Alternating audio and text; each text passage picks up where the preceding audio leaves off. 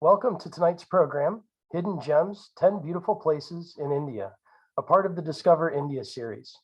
This program series is brought to you through a partnership between the India Association of Greater Boston, the Shishu Bharati School, and the Burlington Public Library, and with the participation of public libraries in Acton, Andover, Marlborough, Tewkesbury, and Westford.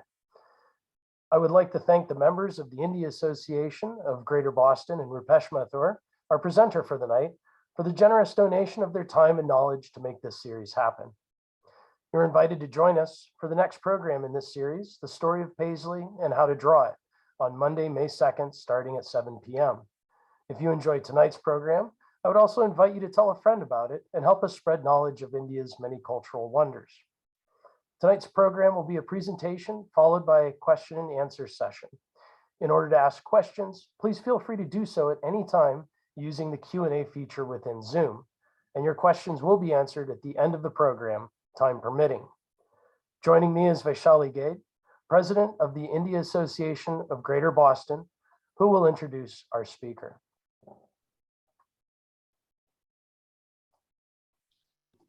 Thank you, Mike. Hi, I'm Vaishali Gade. Good evening, all.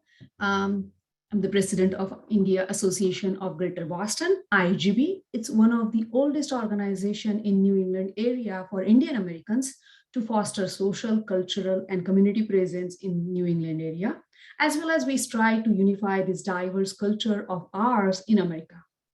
IGB, in collaboration with Shishu Bharati, an elite Indian languages school in New England, the Burlington Public Library, and the Indian Consulate General of New York are proud to present Discover India series, bringing you some unique and interesting topics. Now about our presenter tonight, Roopesh Mathur. Roopesh Mathur lives in Salem, New Hampshire. He's a product manager by profession. He enjoys learning and teaching culture, history, and philosophy. He is also very much interested in technology and its impact on the real world, which led him to create a 3D printing project. And via this project, he has created many masks and shields during the pandemic and helped many. Roopesh teaches Indian culture at the Shishu Bharati School in Nashua. So here we are. Fasten your seatbelts. Get ready to visit 10 beautiful places, hidden gems of India. Captain Roopesh, we are ready. Thank you, Vaishali, and thank you, Mike, and welcome everybody to this session. I hope this will be as enjoyable for you as it was for me in putting it together. Right? So these are all beautiful, beautiful places, and really happy to share them with you. Let me just get started. So I have a slideshow mode. At the end of this presentation, I think some of the these slides will be put up as a link by the Burlington Public Library, so you should be able to access all the information that I have in here. So there's a lot of links I put in there because obviously, if you want to go there, you got to start somewhere. So I'm hoping that all the links that I have in there will help you there. So with that, let me just start on the topic. So these are 10 unknown beautiful places in India, right? So those of you who know something about India know that it has many different cultures and languages and places, but it also has a lot of geographic diversity. And this geographic diversity is amazing. And I hope that you learn something about that and something about the culture that extends, that is a very long history going back thousands of years. So with that, I'm going to get started.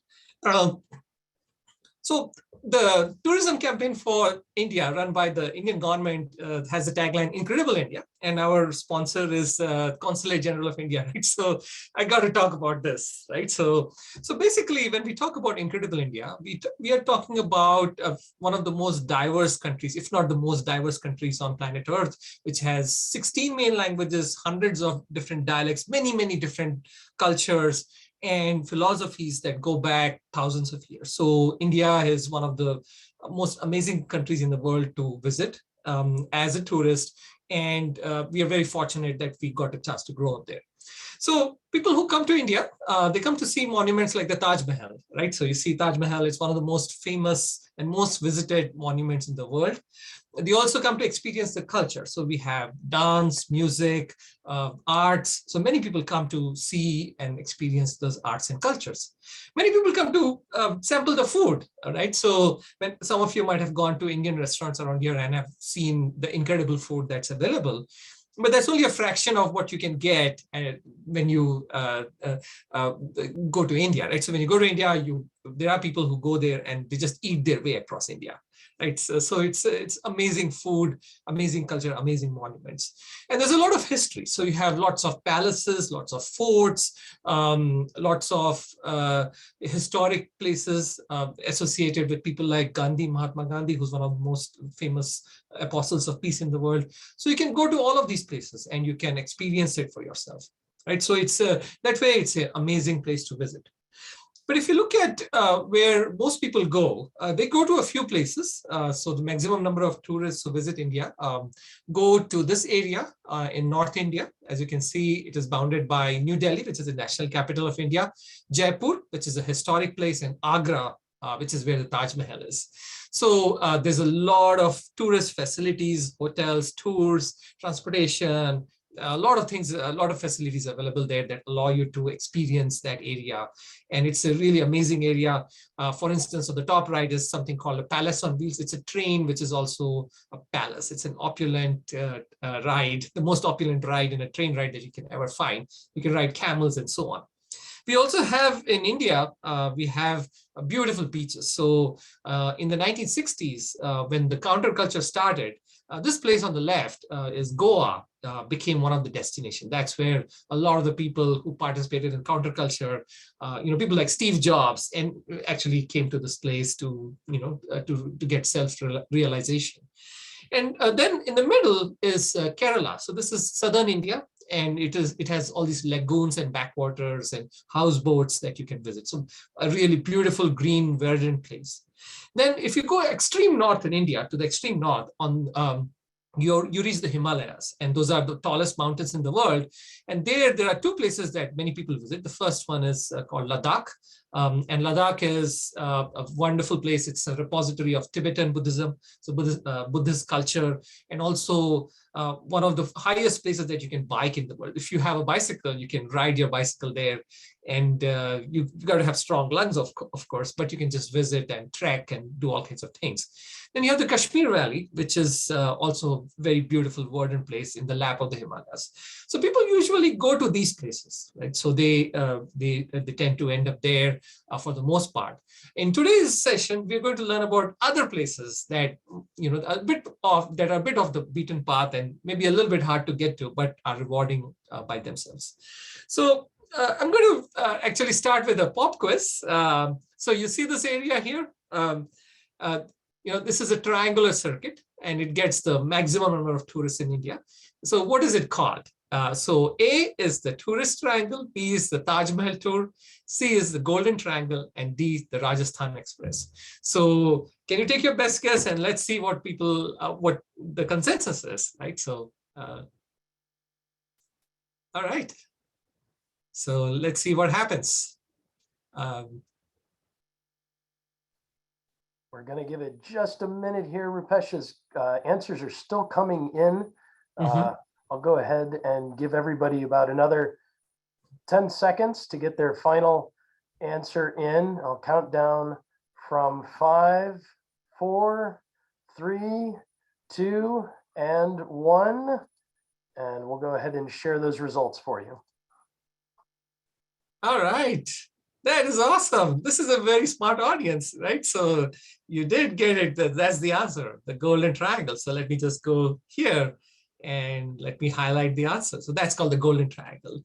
And it's a place that is full of history and culture that goes back thousands of years. The Taj Mahal itself is about 400 to 500 years old. This is the Qutub Minar. So it's an amazing place to experience. And so you can go to Goa. So many people go to the Golden Triangle, they go see all of these places, then they go to the beach to relax in Goa, or they go to Kerala to hang out on houseboats in the backwaters and lagoons of Kerala. If they're feeling up to it, many people actually make a trip to Ladakh so they can see the Tibetan culture, high altitude biking, and then Kashmir Valley again, where you have houseboats. So it's amazing, amazing place. All of these are amazing places to visit. So now let's get to the unknown places. So I'm going to just show you a kind of like a gallery of all these places, and then we'll start taking a look at each of them. And I'm going to have more polls and more questions, and hopefully this will add to the enjoyment, and we have some really interesting stories to tell there.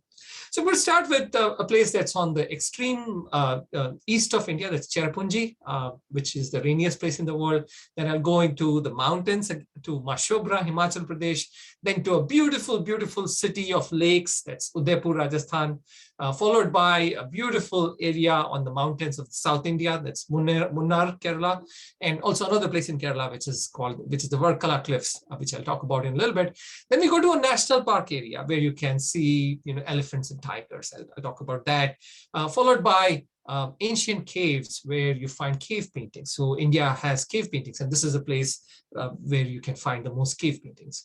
Then a lake, Pulicat Lake, where you can get to see lots of birds. Then we go to Coorg, which is famous for coffee plantations.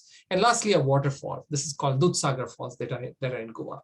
So we'll go through all of these places. And I also created a Google Maps. So being a techie, I created, I put pins on a Google map, and then that is shareable. So I'll share that as part of the presentation, and you guys can go out and you can take a look at it, right? So, and also I also have links for each of the places. Okay, let's get started with the first place. This is a place on the extreme east of India that's on the border with China and Burma. And it's a place which is the rainiest place in the world. It's the state in which it's located is called Meghalaya, which means abode of the clouds. So it's in northeast India. It's way off the beaten path. It's a little bit hard to get to, but it's very rewarding.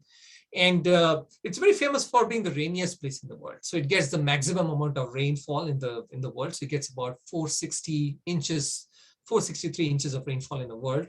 And so it is very green, very verdant, filled with this beautiful misty valleys. And it's also famous for living tree root bridges. So there are lots of streams and rivers in that area.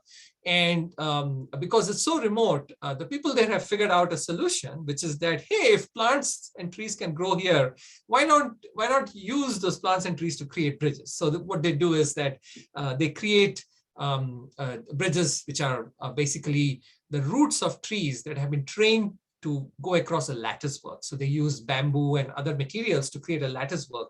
And then those of you who are gardeners know that you can train trees and plants to grow on any kind of structure. So they use that to create the bridges, right? So these are called living tree root bridges. And they can support up to 50 people at a time. And you can see a double-decker bridge here, right? So there are two tiers to the bridge. And it's also famous for waterfalls. So lots of waterfalls, lots of water, and so lots of waterfalls everywhere. So there are lots of different waterfalls. They have different names there. It's a little bit remote, this place, and it's you have to fly to the nearest cities, so Guwahati or Shillong, which are cities in eastern India, major cities in eastern India, and then you have to drive or take public transport. It's a few hours by drive or public transport, and you can get to these places. And people who visit there, a lot of young Indians go there. They go trekking in the mountains. They go visiting the waterfalls. There are caves in this. You can go caving, and there are short hikes that you can make. It's also famous for birding, so we can go see lots of birds. And so this is one of the places which is one of the treasures of India, a treasure which are off the beaten path, and you can go visit that. The best time to visit this area is in January through May. As many of you know, India has a very hot summer, and it also has a rainy season. And the beginning part of the summer is an okay time to visit because this is very rainy and it's a warm place. But then you can't go in the rainy season, which is June through August, when it rains and there are landslides and other things that happen, right, that block the roads. So the other time to visit is September to December. So there are two seasons to visit Cherrapunji. I have links there, and when we share these slides, you can go take a look at these. So I look for people who wrote blog posts, who have collection of resources for anybody who wants to visit Cherrapunji. So this is one of the places. So with that, we'll go to the second question, so trivia question. So we talked about the living root bridges, which are found in Cherrapunji. how long do you think it takes to train the aerial roots of Ficus elasticus, that's called the rubber tree basically, to form the living bridges? So these living tree root bridges, how long does it take? A, 15 years, B, 50 years, C, 100 years, or D, 500 years? So let's see what you think. How long does it take? And those of you who grow trees or who have a green thumb might have an edge here.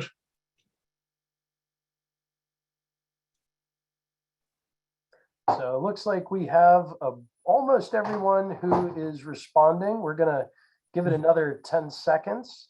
So I'll start counting down from 5, 4, 3, 2, and 1, and we will end this poll and share the results. 15 years, 50 years. Yeah, that seems right. So I think it's very logical. So let me give the answer. I think in general, the majority is right. So it takes 15 years to train the roots to grow across a lattice of the bamboo and other material that are strung between the opposite banks of the stream. So if you look at the stream, it's probably about 30 to 40 feet wide. And so it takes a long time for the roots to grow over to the other side and to grow enough to be able to intertwine and provide that strength. And some of these bridges have been around for 500 years. So there's a record of a bridge at this location going back 500 years. And of course, there's a lot of maintenance that's required, right? So over the years. So that's great. That's great. Very well done, everybody. So then we move on to the next place, also a wet and misty place. This is a place called Munnar in Kerala, that's in South India. And Munnar is very famous for being the largest tea growing region in India. So India has a lot of places where tea is grown. So and for instance, many of you might have heard of Darjeeling tea. So Darjeeling is in northern India and eastern India, and is very famous for that. But Munnar is a place where you get lots of tea. A lot of tea is grown there. And the interesting thing is it's in the middle of these hills called the Nilgiri Hills. They are on the western side of India, and they get all these clouds and rain. It's cloudy and rainy there all the time. And they have these beautiful hill resorts that are right in the middle of the tea estates. And you can go stay in tree houses, for example. So they have like all these tree houses and beautiful romantic place for people to get away from, daily grind, right? That's the kind of place. So how do you get there? You go to the nearest city, which is Cochin. You can fly there. It's an international airport, and also accessible from every other part of India. So I want to say this, that India has very good air travel between most of the major cities. So you should be able to make it to the nearest city. And then it's about 125 kilometers. That's roughly about 70 to 80 miles, 70 miles, I think, by road from Cochin. And people go there to stay at the tree houses. They visit the tea plantations and museum. They don't necessarily have to stay in the resorts. You can go hiking and camping. The hill regions are very, very good, have very, very good trails where you can go hiking and camping, and it's pretty safe. And the best time to visit is in the winter season here. So you can go November to February and then March to June. We don't recommend going in the rainy season, which is when things get really rainy, right? So it gets very rainy and you have landslides and other things that might happen there. So here are some links to websites that you can use to plan your holiday to Munnar if needed. So with that, I'm going to go to the next question. So it's a question about tea. So many of us have drunk tea, right? So Earl Grey, Darjeeling, Oolong, all that stuff. And tea actually comes from China. It comes from, it originated in China, but then it was brought to South Asia at some point. And then now you have tea cultivation, not only in India, but also in countries like Sri Lanka and other places. So the question is, who brought tea cultivation to South Asia and when? An unknown Indian thousands of years back who kind of hummed it across the Himalayas and then brought it back. The British in the 1830s. The Chinese 1,000 years ago, they brought tea to India. And lastly, Thomas Lipton, a famous tea merchant in the 1890s. So those are your choices. Let's see what you think.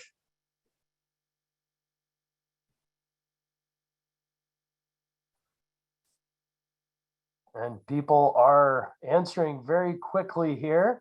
So we'll go ahead and give them another 10 seconds again. And I'll start counting down from 5, 4, 3, 2, and 1. All right. Looks like everybody got it. Yeah, 51% say the British in the 1830s. So I want to go to the answer. That's right. The British is 1830s, so 51% of you got it. So the British East India Company, when it started doing trading between India, China, and Far East, they traded in tea, opium, coffee, indigo, which you heard about last time, and spices. And they brought tea cultivation and tea drinking culture to South Asia from China. It did not exist before that, right? So anytime that you go to an Indian home for tea, or you drink some masala chai or chai tea latte, you have the British to thank for all of that. So very well done. Let's move on to the next one. So next I'm going to go to a place called Mashobra, which is in Himachal Pradesh. That's in North India. And it's a place that is a beautiful place in the mountains that's famous for these beautiful green mountains with fir trees, with streams, and lots of hiking paths. It has lots of resorts, as you can imagine, but it is also the president of India's summer retreat. So for 1 or 2 months every year in the summer, when it gets really hot in India, the president of India goes up to a residence there, and he stays there, and his office moves with him.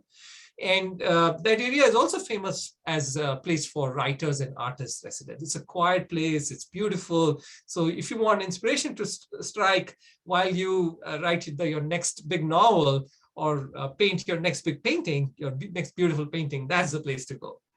And it's not that far from the capital of India. So you go to Delhi, you fly to Delhi, and from Delhi to Shimla, which is the nearest big town, there is a flight or road followed by a short road trip. It's not that far from Shimla. And it's famous for trekking, caving, hiking, birding. It's a birder's paradise.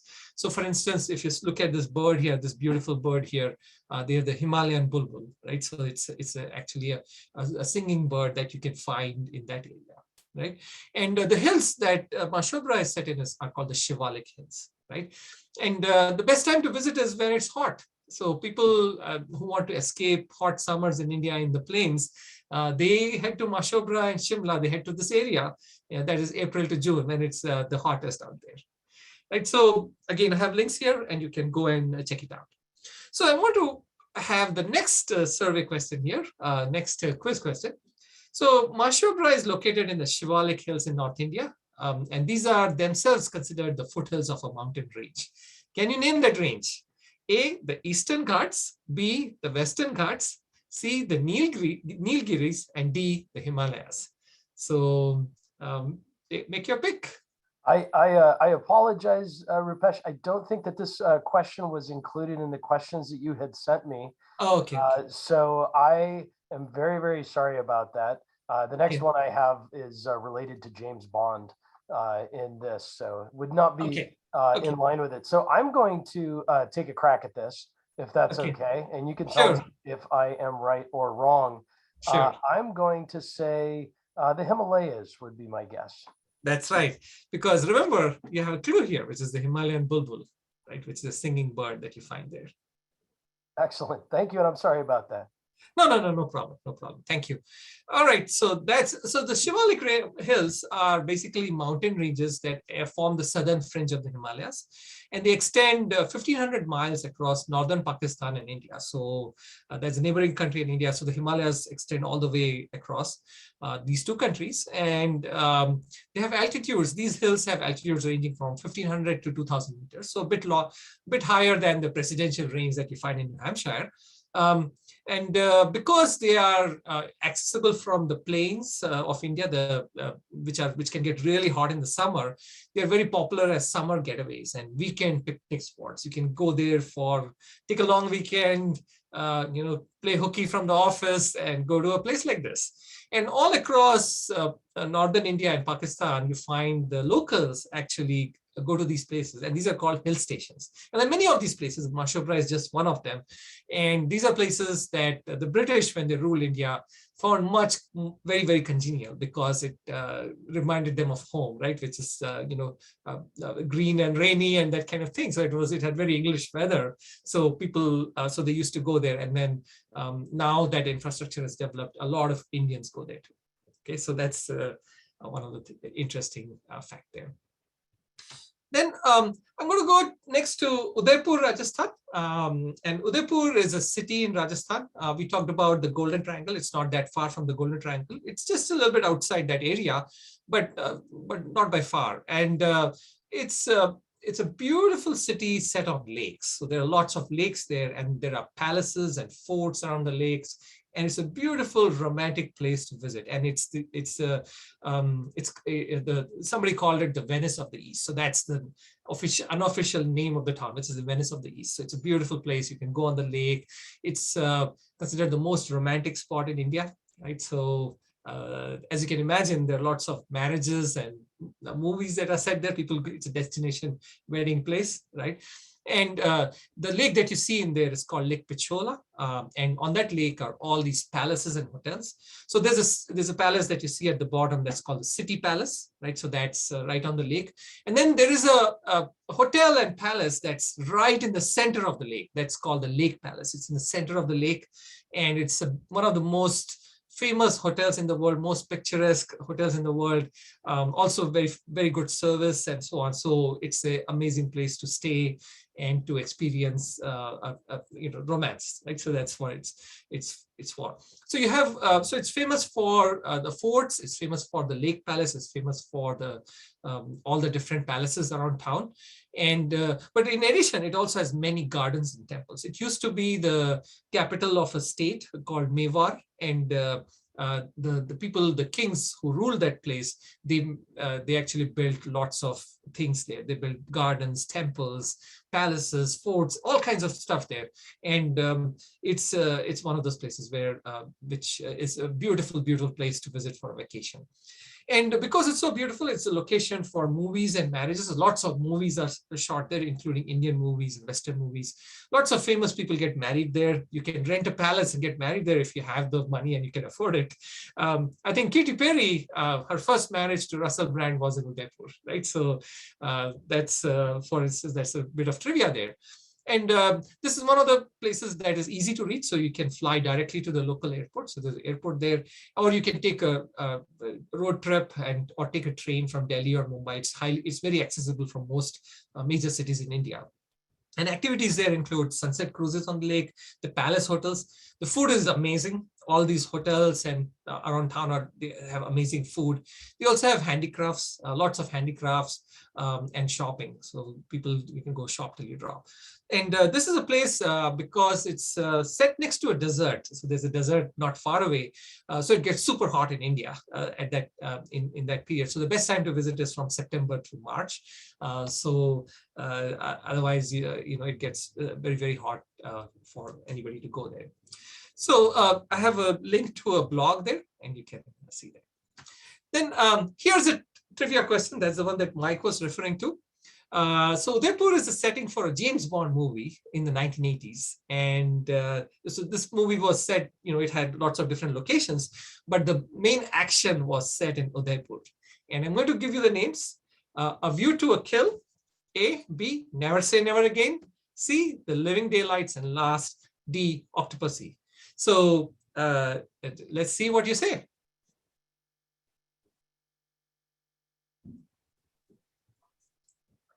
All right, people are having to think about this one maybe a little bit more, but the answers are coming in here. So we'll count down from 10 and I'll begin at 5 just to keep continuity. So we'll go 4, 3, 2, and 1. And it looks like they're almost evenly distributed. That's right. That's right. So let me reveal the answer. So you can see like Roger Moore on the screen there, right? So Octopussy is the answer. That's D. It's a 1983 British spy film. It's 13th in the James Bond series. and it stars Roger Moore, right? One of my favorite Bonds as James Bond. And him and his assistant, Vijay, foil the plans of Kamal Khan, who is an exiled Afghan warlord who lives in a hill fort in Udaipur, right? So you can see, Roger Moore and in the Lake Palace. So actually a number of scenes are set in the Lake Palace in one of the really opulent suites there. So if anybody wants to take a good look at Udaipur, you can watch this movie. Okay, so with that, I'm going to move on to the next one. Next, I'm going to a place which is very famous for healing. This is a place called Varkala, which is very famous for cliffs and beaches. So it's in South India in the state of Kerala. And the reason why it's famous is not just for the beaches, but also because it's a major center for Ayurveda. So Ayurveda is the Indian system of holistic medicine. So it's a treatment center where you can go and you can get treated. You can get a sort of like a tune-up, detoxify, those kinds of things, and then hang out on the beach. So in fact, one of a lot of the Ayurveda centers are very right on the beach, right? Very, very close to the beach. So, and these cliffs are actually very old. As you can see, they are red cliffs. And which other place has red cliffs? It's Australia. So they are from the same formation as the red rocks in Australia, like Ayers Rock. So they are from the same formation, from their very, very ancient rocks. And while you're there, you can visit a few places. So there's a backwaters there, which is called Kapil Lake. That's one side is the ocean, the other side is the water. And you can go take a boat ride, and you can get a houseboat and hang out there. So that's one of the places. The other is a very interesting place called Anjingo Fort, which is the first English port in West India. Sorry, I have a typo there. It's the first fort in India that the English established to guide their ships as they came to India from England. So that's one of the famous places there. And so it's a nice place to hang out, get some holistical treatment, detoxify from all the partying that you might have done elsewhere, and then visit a few places. And how do you get there? You fly to Trivandrum, which is the nearest big city, or Thiruvananthapuram, as it's called now. And then you have rail and road links. It's not very far from Trivandrum. And so people come there for Ayurvedic treatment. They hang out on the beach. They visit the fort. They get a houseboat. They hang out. And so it's a great place for that, for people to chill and relax. And the best time to visit is October to February, right? So that's the time. Which is coincident with winter here. So great time to go there. So I have some links and you can go see that. Then I'm going to go to a very exciting place, one of my most favorite places in India. It's called Kabini National Park. It's actually a conglomeration of many parks there. And it's in the southern state of Karnataka. It's not far from Bangalore. And it's famous for wildlife and fishing. Right, so you can go there. There's a tiger sanctuary, actually several of them that you can go visit if you want to see a tiger in the wild. Something I'll talk about on May 9th. You can visit a tiger in the wild. They also have elephants, so lots of herds of elephants. In fact, you can get on a boat and go on a safari and see elephants and tigers there. You also have black panthers. So in that park, you see black panthers. You can see this black panther there. Leopards and the trees, you can go see leopards, black panther. And so it's a great place to visit. Then the other thing that it's famous for is fishing. So there's this big fish here that you see there. It's called the masir, and masir is a game fish. It's in India and South Asia. It's a very well-known game fish. So you can go fishing. I just went to Key West and they were talking about marlins, right? And the old man and the sea and so on. You can go to Kabini, and in the Kabini River, you can actually fish for masir instead. Right? And there's lots of camping and glamping type of places that you can stay there while you're there. So it's really a great place for you to go see some wildlife, do some fishing, and hang out there. So it's not far from Bangalore or Mysore, which are big cities. Bangalore is an international airport, and you can basically take a road trip there. And so the activities there are wildlife safaris, You can do boat safari, as I said, camping, angling, fishing, photography. There's lots of nature hikes there that you can take, get a guide and go nature hiking. You can watch birds, lots of birds in that area. And it's a great place to visit. It's a lot of the young techies in Bangalore actually go there all the time. So, and the best time to visit is October through May. Okay, so that's, falls in the winter to summer season here. All right, so there's a blog link there. There's a great blog I found for anybody who wants to plan and visit there. So next, I have a little bit of a quiz here. So talking about the fish that you find there. So the mahseer, which is part of the tor genus, is a famous game fish found in Asia. Of which fish family is it considered a member? A, trout, B, bass, C, perch, or D, carp? So take your best guess. I know it's a little bit of very deep trivia. Take your best guess and let's see.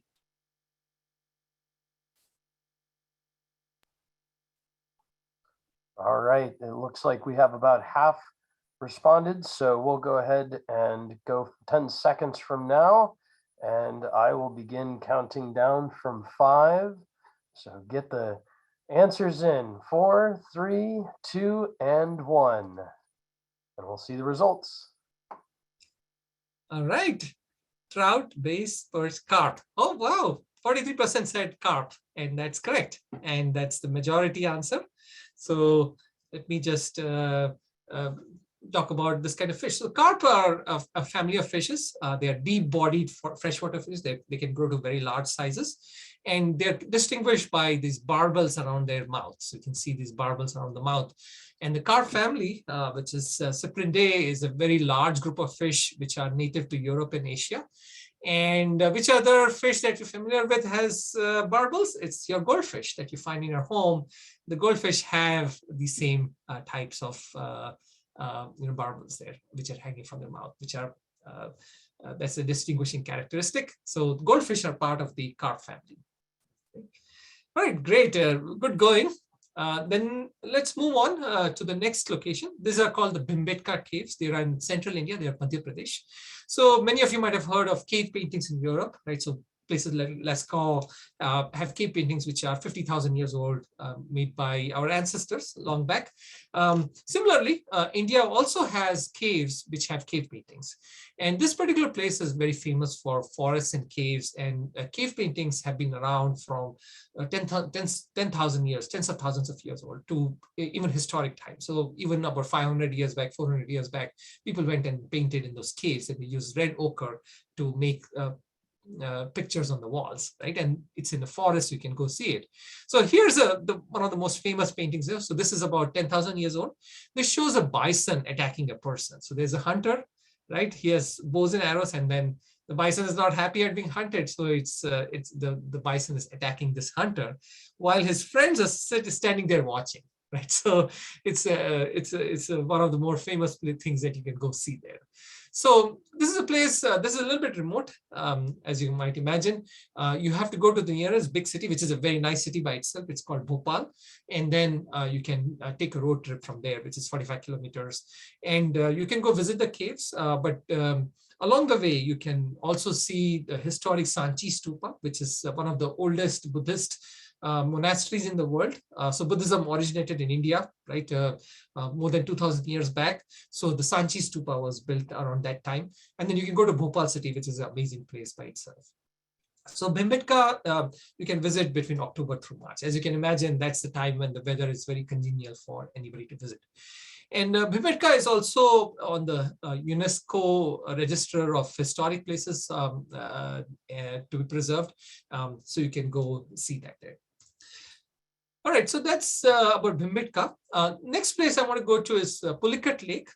So this is a lake in South India, which is right by the ocean there. So there's a Bay of Bengal, which is a body of water that's part of the Indian Ocean.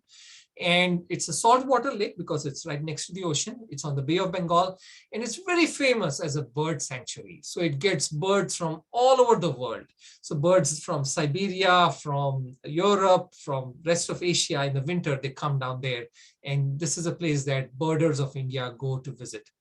The other thing that it's famous for is that there's a barrier island there, which is called Sriharikota Island, which is famous as a rocket launch site. So it's the equivalent of Cape Canaveral or Cape Kennedy, right in Florida. And if you're lucky, you might get to see a rocket take off while you're on the lake. And it's not far from one of the biggest cities in India, which is Chennai or Madras. And you can land there and you can take a road trip to go there.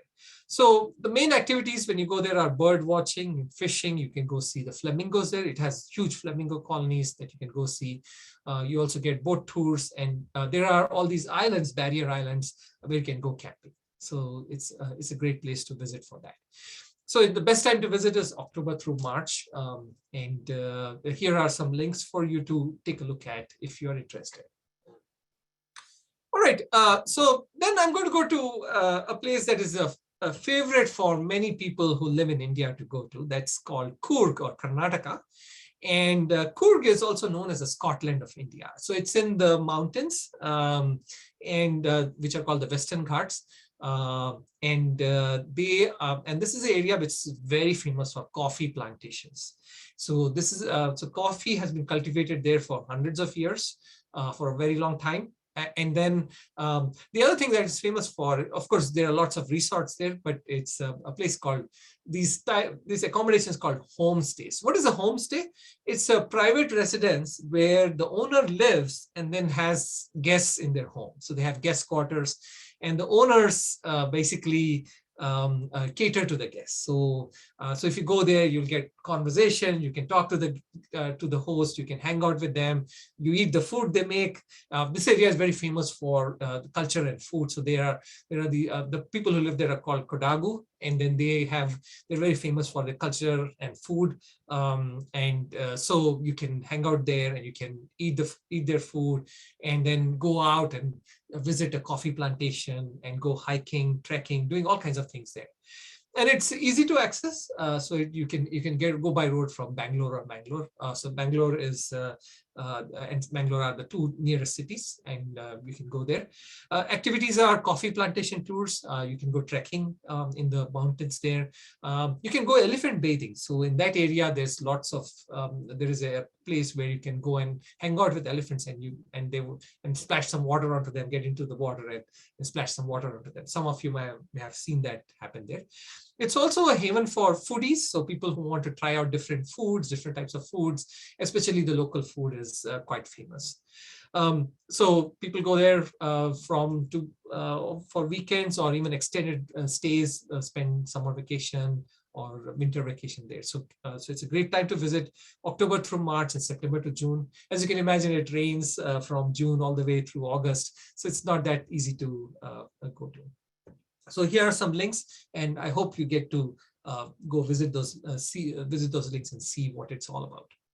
So with that, I'm going to go to the next survey question. So who brought coffee to Coorg and to India, and when? Right.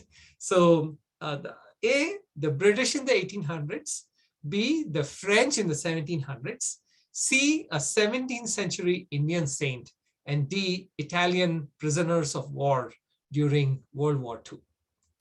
So let's see what you think.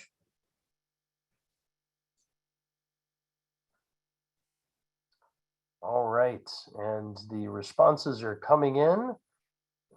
Looks like maybe everybody had their coffee tonight. Coming in quite quickly. So we'll go ahead and give it another 10 seconds here, and I will begin counting down from 5, 4, 3, 2, and 1. All right, the majority says the French in the 1700s, followed by the British in the 1800s, and lastly, in 17th century Indian saints, 16%, and Italian prisoners of war in World War II. So here's the interesting thing, that the answer is, let me see, a 17th century Indian saint. So actually, I should say that in that area, the British were there, the French were there, there were Italian prisoners of war from World War II when they're captured in North Africa. They're also housed in that area. But the answer is this person by the name was Baba Budan, who is a saint from the area. He was a Muslim. He followed Islamic practices, and he made pilgrimages to Mecca. And he was on a pilgrimage to Mecca when he discovered coffee. And coffee grows in Yemen. It's native to Ethiopia, Yemen, that area. Coffee comes from that area. And he really loved coffee. He was probably predating Starbucks and all of us who need a daily fix by, many hundreds of years. And he wanted to bring coffee and plant it in India. And he was not allowed to, because the Arabs who lived there were very guarded about coffee, right? So they didn't want, coffee was their source of income. They didn't want to let anybody carry any seeds. So guess what he did? He was not allowed to carry the seeds, raw coffee beans, which he could plant and make plants. So he took 7 coffee beans and he hid them inside his beard. So he had a long beard. Being a saint, he had a beard, right? A long beard. So he hid them, he wove them into his beard. And then when he sailed on his ship from Port Mocha in Yemen, that's where the mocha comes from, right, in some form. In 1670, they couldn't find it, right? It was all in his beard. And then he brought it to India. And then he planted it in his backyard and he got coffee beans. And as the plants grew, he gave away the coffee beans to anybody who came by. And soon lots of people were growing coffee. And then when the British came in the 1800s and they say, hey, these guys already know how to grow coffee. As with tea, they built lots of coffee plantations, right, around that area. So that is one of the really interesting things that you see there. Okay. So yeah, so a 17th century Indian saint, he smuggled coffee beans in his beard and brought it to India to actually start these it's so interesting story. Last, I have a spectacular waterfall. This is called the Dudsagar Falls. It's located in Goa, which is famous for beaches, but on the western side, it has all these mountains, which are called the Western Ghats. And they're on the border of another state called Karnataka. So it's very, very close to the border. And these waterfalls, the name Dudsagar means sea of milk, because they are these milky white waterfalls that fall down 600 meters. So they're like extremely long and they fall down in several stages. And that's not the only waterfall. And the other thing that they're famous for is that there's a railway line that runs right across the falls. So there's a railway line that's going across. So many Indian movies, they actually have shots of the falls seen from the train. Right? In fact, there was a movie in which they actually featured the falls for quite a bit of time. So the Western Ghats are famous for these forests, which are called cloud forests or shula forests. And there's lots of really good places where you can go trekking and hiking. And the interesting thing about these falls is that there is no direct access. You have to go by train and foot, right? So there are 2 places. So either side of the mountain where these falls are located, in Goa, there is a train station, and in Karnataka, there's a train station. And you can get off the train at either of those, and you can hike to the waterfalls. So it's 11 kilometers from Kulem, which is on the Goa side, and 14 kilometers from Castle Rock, which is on the other side. You may be also able to go through the jungle. There's a jeep safari, which is basically taking you on hidden roads or hidden pathways which are not well developed to the falls. And interestingly, younger people, as the train crosses the falls, because the train actually goes across the falls, have been known to risk life and limb by jumping off the train, right? So if the train slows down as it crosses the falls, you can basically, swing your foot off and try to land. And unfortunately, they outlawed it after a few people broke a few limbs, right? And now they have cops stationed there who catch people who try to jump off the train there. But it's a great place to go. Lots of people come there for trekking. So it's a very, very popular destination for young Indians, even young tourists who want to go visit an out-of-the-way place. And they can go and trek in those areas and visit the Shula forest and look at the waterfalls. And they have all these pools of water at the bottom of the waterfalls, and there you can hang out there. The other thing that you can do there is visit spice farms. So there are lots of spice farms where you can go and see some of the spices which are native to India there.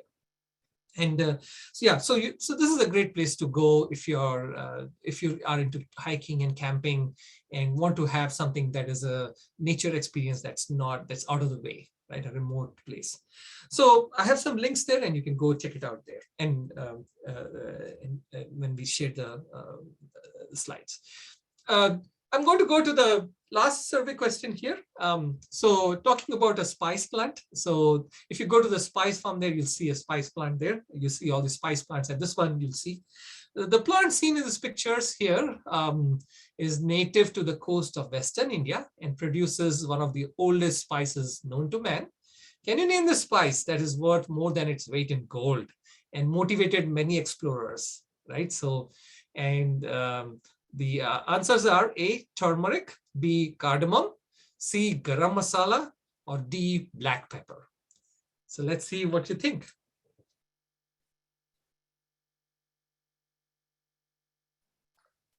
Well, it looks like there is one answer pulling ahead there, and we're just at about 60% people participating. So we'll go ahead and count down from 5, 4, 3, 2, and 1.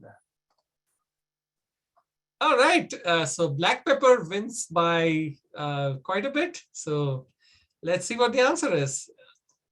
And that's correct. So it's black pepper. So the black pepper comes from this pepper plant, whose picture that you see here, also called Piper nigrum, which grows in the wild on the Malabar coast of Western India. So it grows widely, and then they actually started growing them in earnest. And then the seeds, when they're dried, give you a peppercorn. So the peppercorns come from the seeds of this plant. And pepper was traded to the Romans and Greeks in ancient times from India in return for gold and silver. And in modern times, a lot of the explorers who came to India were looking for black gold, which is pepper, black pepper, right? So it was a most commonly used spice in Europe, and it came from India, actually. So that's very well done, everybody. I'm really glad you got the answer.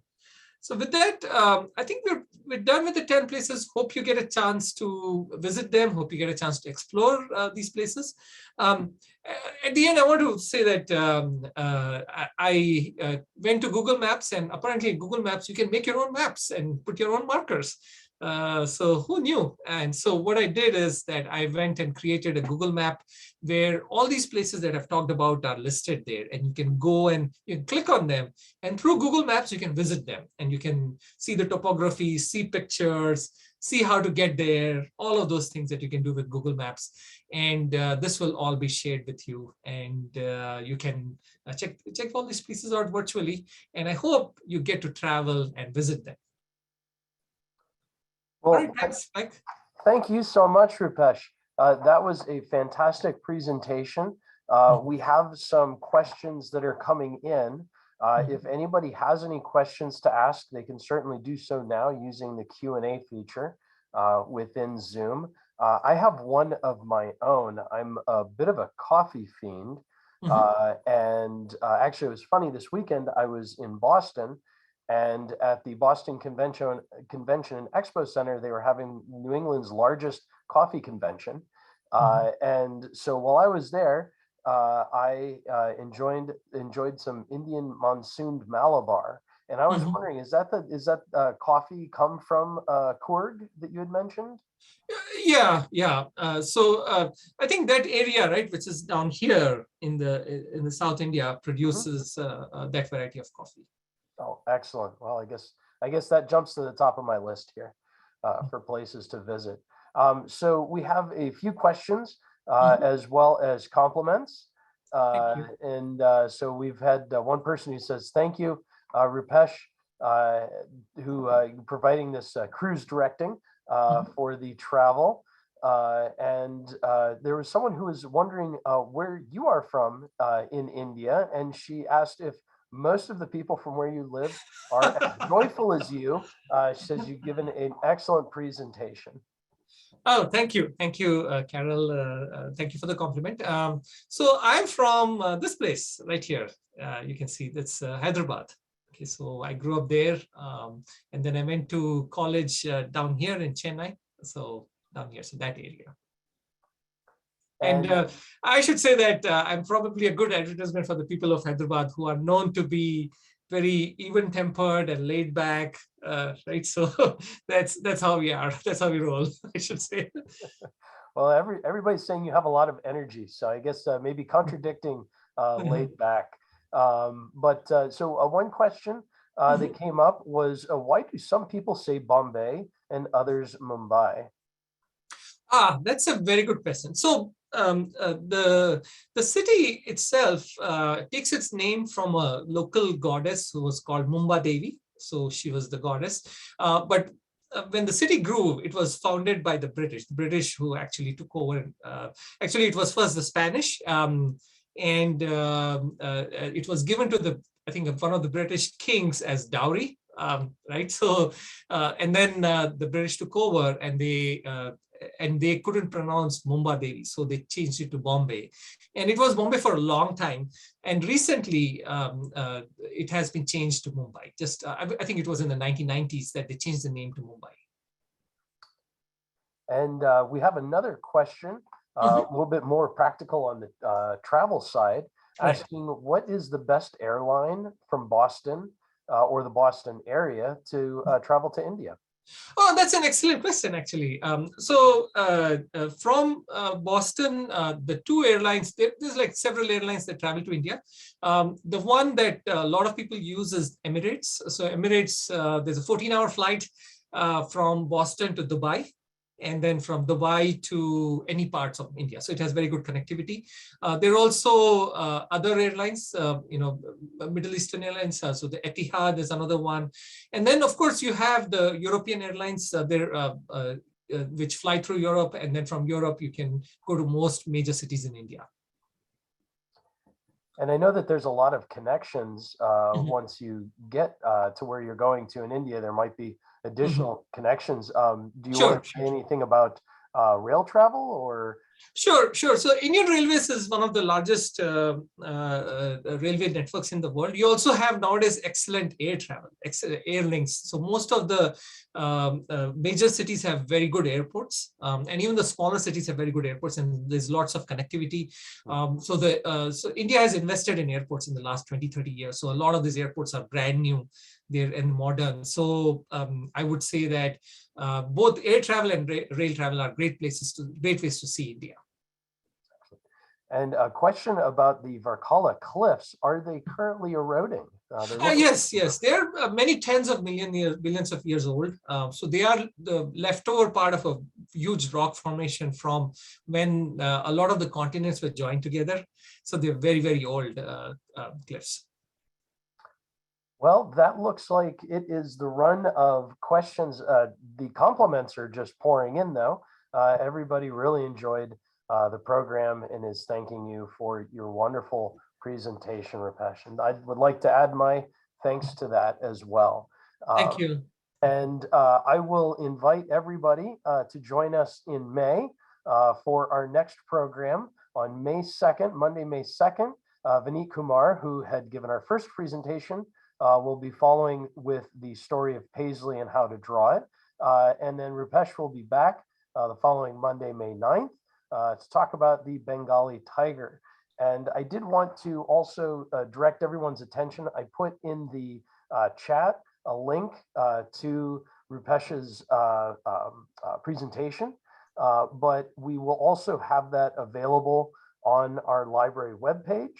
If you go to burlingtonpubliclibrary.org, under programs, you'll see a page for the Discover India series. And so that link to that presentation is there, where we'll also be showing or hosting the recording from tonight's program. So thank you again so much, Roopesh. Thank you. Thank you. To everyone at IAGB who's helped us put this program series together. And I'm looking forward to seeing you all again in May. Take care. Take care. Good night. And thank you for coming. Thank you.